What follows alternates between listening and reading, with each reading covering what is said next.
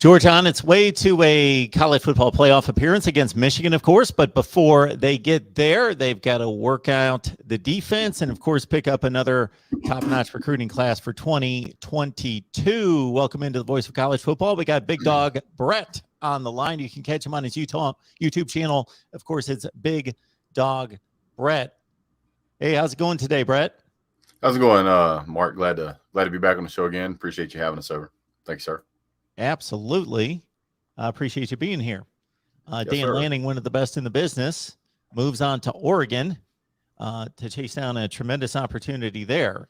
So what do you think Georgia may be missing, or what could be a possible issue or concern trying to make up for his loss, even though Kirby Smart has let us know that he's still going to be coaching and involved in the preparation for the playoff game? Well, first off, hats off to Dan Lanning for being able to land such a big job as a first-time head coach at a Power 5 school like Oregon, really a powerhouse school for the Pac-12 conference. So just goes to show the kind of caliber of talent that Georgia is able of cultivating even at the coaching level. Seeing Dan Lanning do what he's done this year has been tremendous. Hats off to all the hard work he's put in, and it has really resulted. He arguably could have pursued a head coaching job last year, but decided to stick around Georgia one more year and give it a shot. Really glad he did. As far as staying on as coach, I think the job might have got the information might have got out about him taking that job before it was supposed to, and it seemed like there was a lot of smoke all of a sudden before, of course, there was fire. That being said, all the Georgia fans kind of knew. They were paying attention. They kind of knew Dan Lanning wasn't going to be sticking around. The guy's just too talented to stay in a defensive coordinator role. It's not uncommon to see excellent defensive coordinators become head coaches. I mean, you look at Will Muschamp, Kirby Smart, Dan Lanning, all three of those at the University of Georgia currently were all defensive coordinators, and now they've all had their turn as a head coach, with Kirby Smart and Dan Lanning being the current ones. But the good news is that he is going to stick it out through the season, even though he may not be listed as the defensive coordinator through the playoff game and potentially the national championship game. He is going to be helping out. So I fully expect to see Will Muschamp. I fully expect to see Will Muschamp take over that position as defensive coordinator.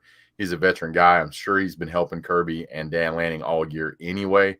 So no big surprise. We kind of knew it was coming, but at least we already got a qualified, talented defensive coordinator already in position in Will Muschamp. Has Kirby Smart been detailed in regards to when he names two coordinators or co-coordinators in Will Muschamp and Glenn Schumann, what their responsibilities are going to be or how they're going to work together? I'm not exactly privy to that information, but I would imagine that it's going to be what's the word I'm looking for? We're going to do the work together, and we're going to check each other's work. And I think that is just a smart idea from Kirby Smart to say, hey, I understand that Dan Lanning's got a whole new career for a ton of money coming up here, but we want to make sure he stays focused on the task. And really the only way to do that is to put somebody who is still dedicated to the cause 100% on that task.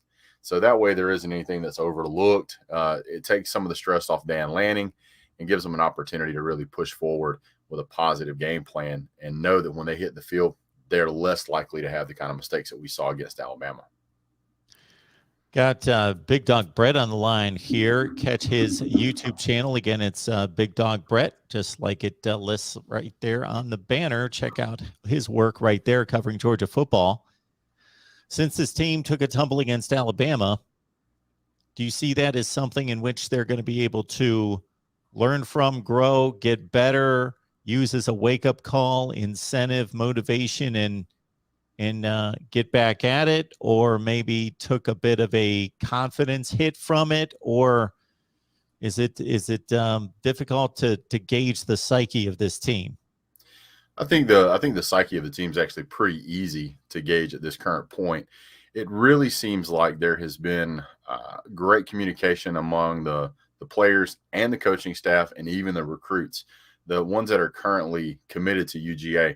those guys all kind of text back and forth via Twitter, so you can really keep track of it pretty easily if you keep your ear to it. And all of those guys pretty much said the same thing. You know, Georgia had a bad game. They didn't feel Georgia was a bad team.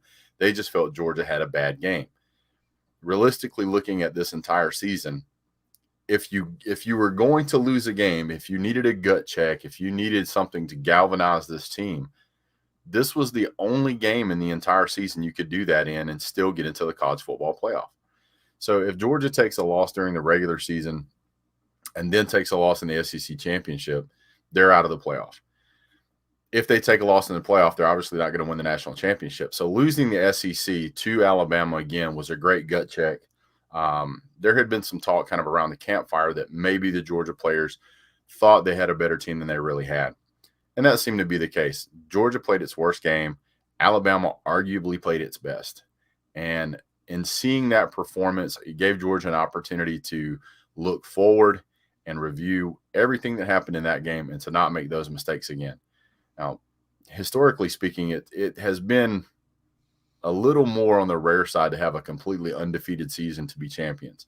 Typically, you have at least one loss in a season. And I think that itself speaks volumes to what it takes to encourage players, especially late in a season, that, you know, you don't have any more room for mistakes. It has to be 100% all the time. So I think the team was galvanized by it, but we'll see what happens.